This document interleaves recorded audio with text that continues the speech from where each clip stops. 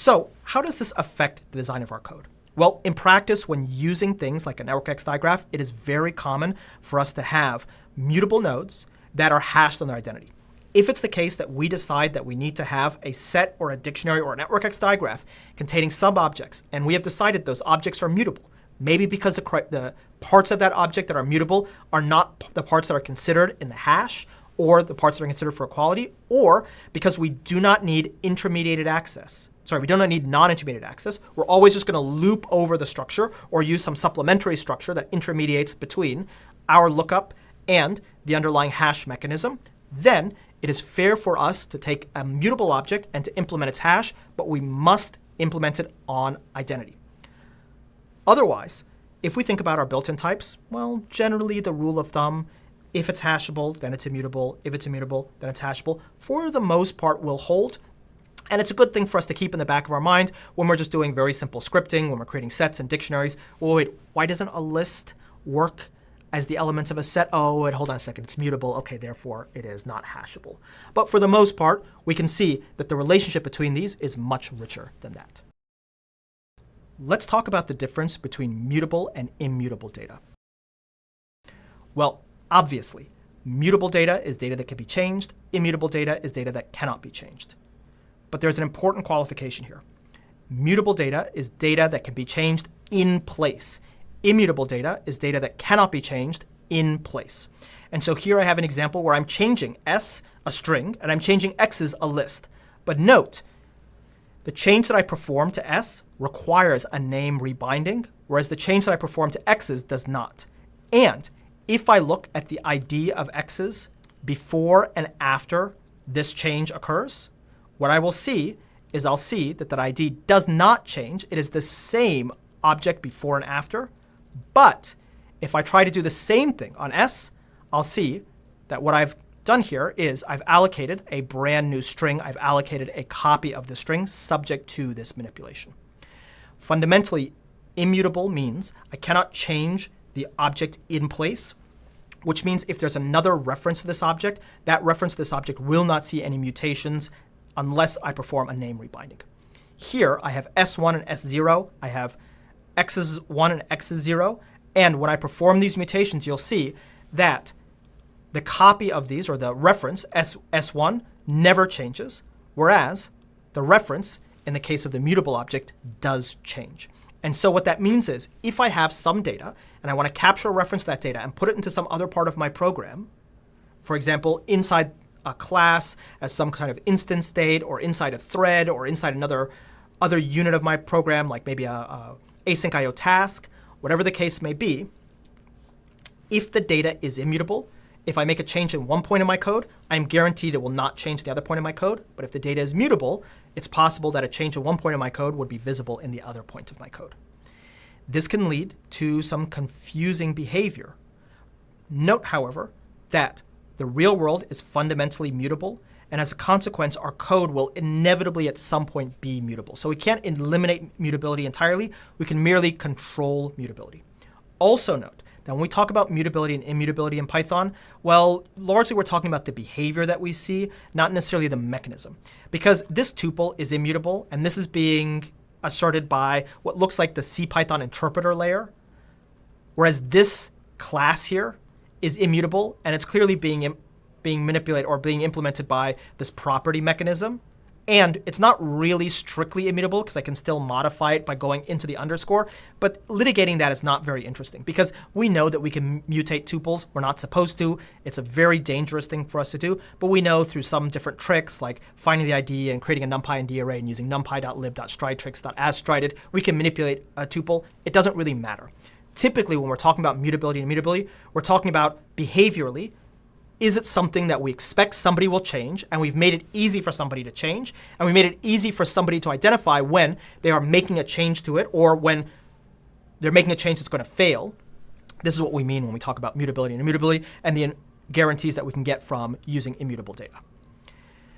As I mentioned, mutability allows us to have action at a distance. A change in one part of our code affects something that's happening in another non-local part of our code.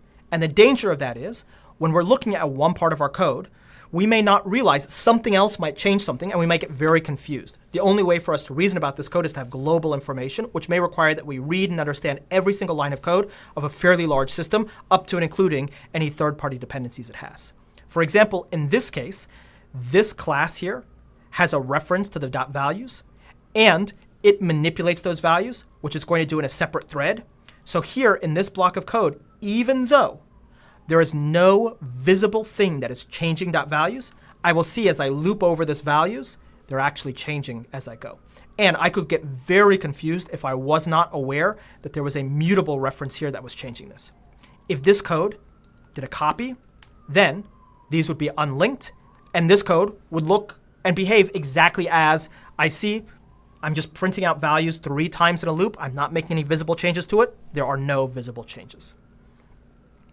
Now, do note that making a copy like that is not sufficient in all cases, because if it were the case that this list contained some mutable data, for example, another sublist, and if it were the case that here what we did was an operation like that, because I've only made a shallow copy of this list here, that mutability or that immutability, or rather, the effect will still persist even though it looks like I've made a copy here. So I may need to aggressively make a deep copy in order to do this.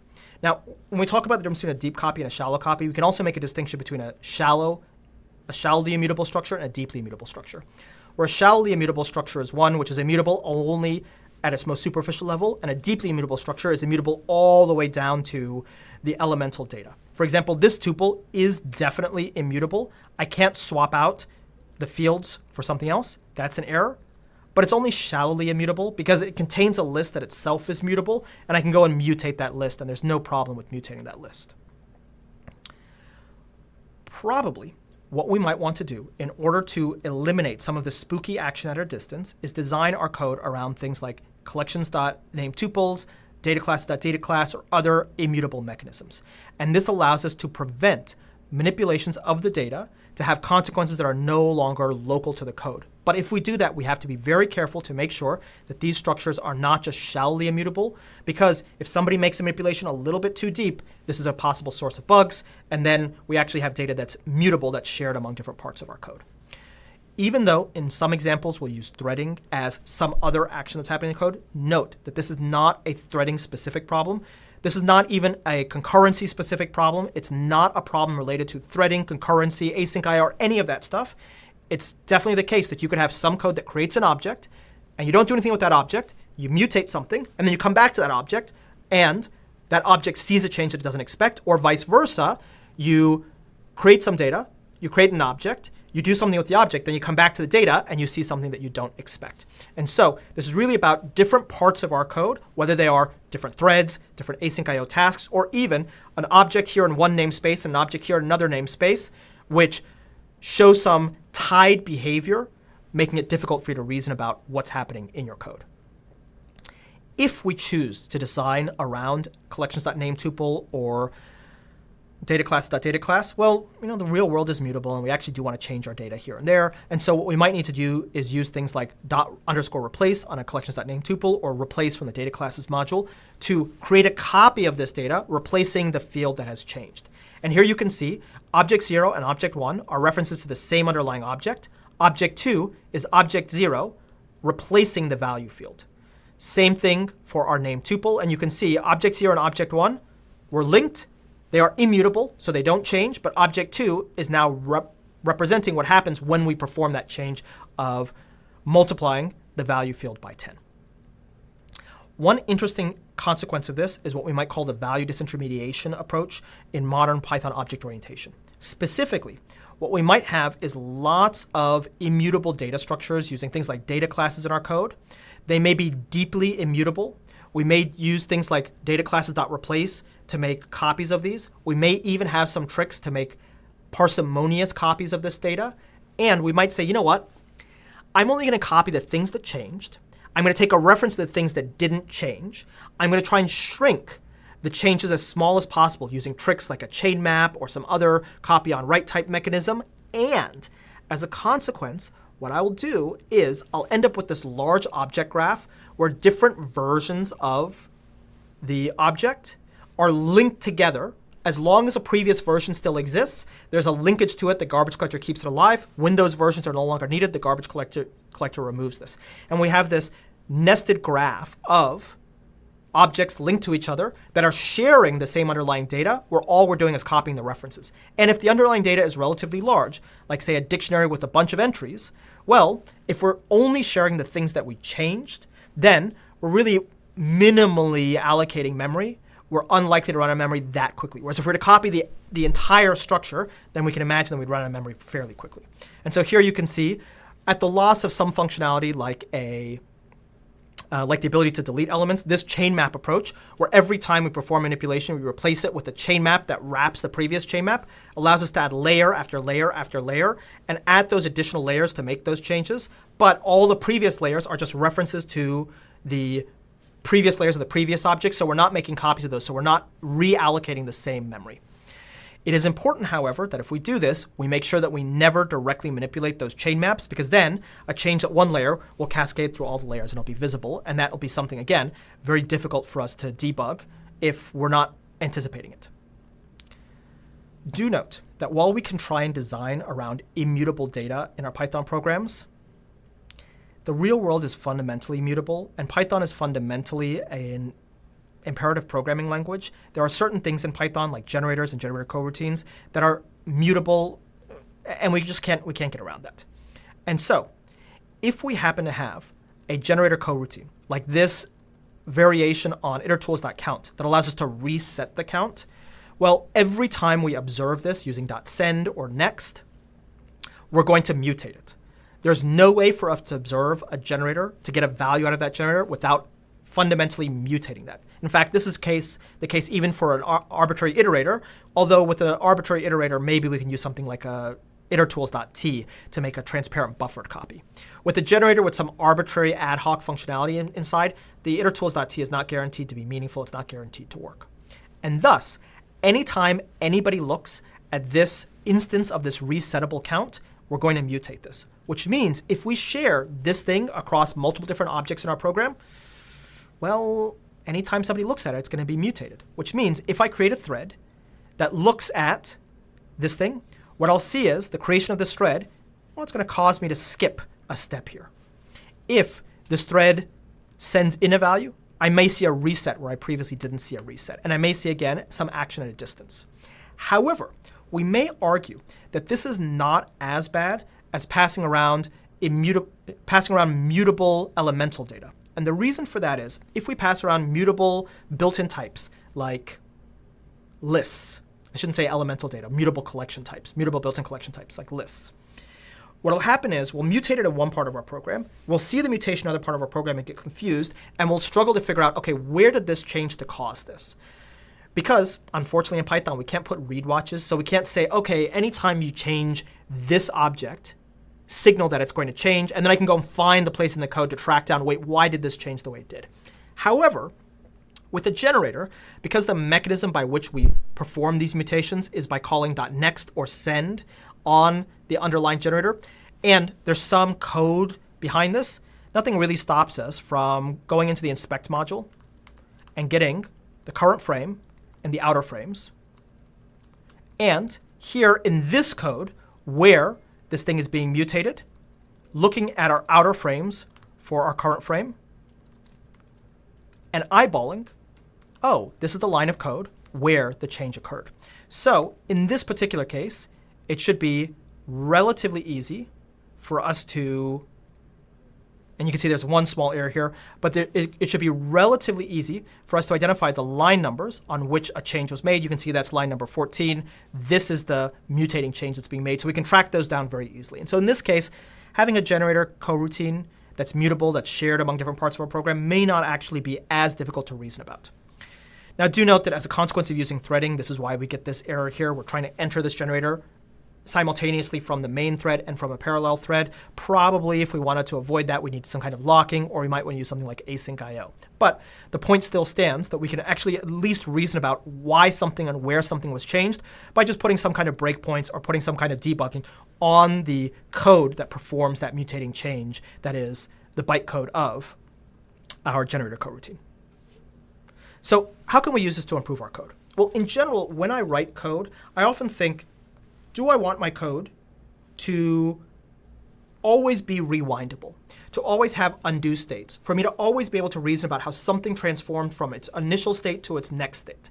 And am I willing to pay the memory cost of keeping multiple versions of this code around? And if so, then I probably want to design around immutable data. I probably want to use, at the beginning, things like collections.nameTuples or dataclasses.dataclass. And I want to make sure that I'm parsimoniously copying the things that change. I'm trying to minimize those copies. And that means that I am also going to explicitly pass around data and explicitly indicate this is where this changes and it doesn't change this point over here, which will then allow me to locally reason about what's happening in my code without having to know what's happening in other parts of my code at the same time.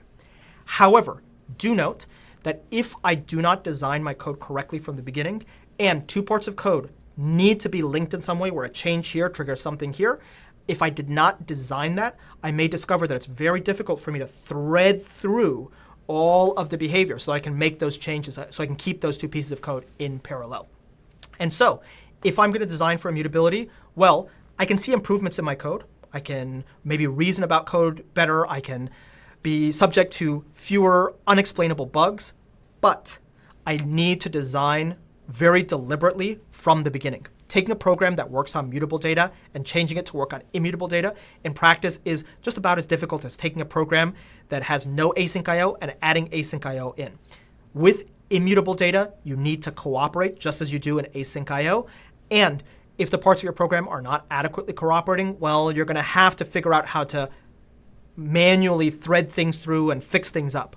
And so I should really make this decision when I'm first designing my code and ensure that I design it along the lines of, these are two parts of the code that can interact. Let me make that very visible. Let me build the mechanisms that are necessary there.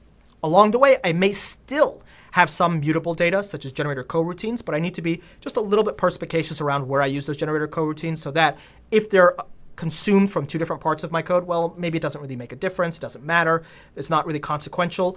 Or I need to be ready to debug by going to that generator coroutine and saying, okay, where is this thing being consumed, where and why is this leading to some behavior?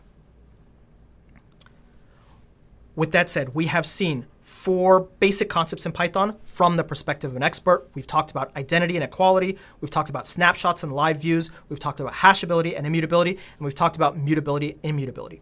And I hope when reflecting upon these, you have a better sense of the underlying mechanisms in Python, the underlying concepts, and how they can apply to your code and help you lead to writing code that's a little bit easier to debug, a little bit easier to work with, and a little bit easier to implement the behaviors and the functionality that you want.